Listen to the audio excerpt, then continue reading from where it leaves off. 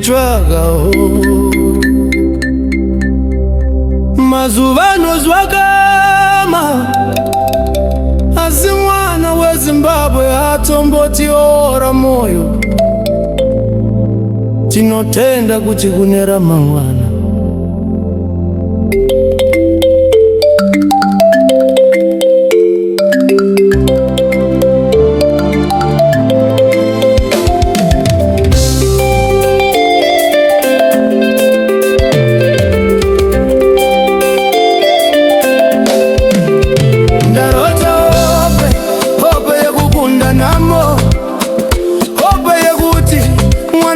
Zvakanaka, hope yekuti baba namai vachifara, hope yekuti tichawana chokwadi chedu.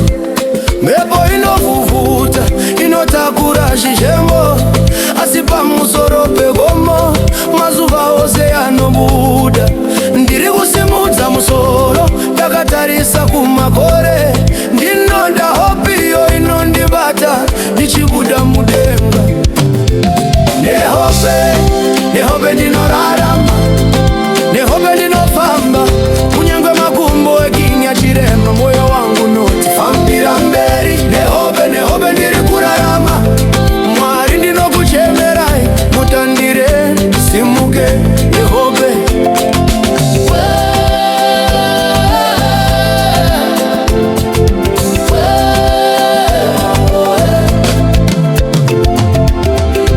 vamwe vanoti hope ndeyekuba,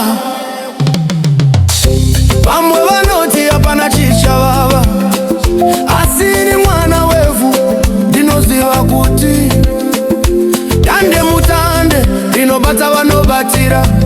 Ndakasakara sehope yemvura, ndichidona pasi ndichizazadura. Handisi kupererwa nesimba nekuti hope yangu haisi yekurara.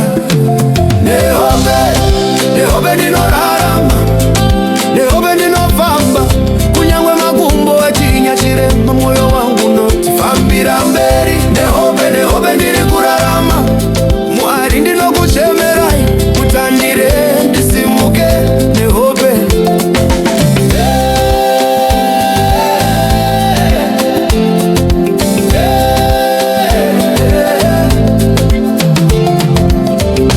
vana veZimbabwe simukai, tinokwanisa, tinovingwa, tinova kumarekere, tine simba rezvikwekwe.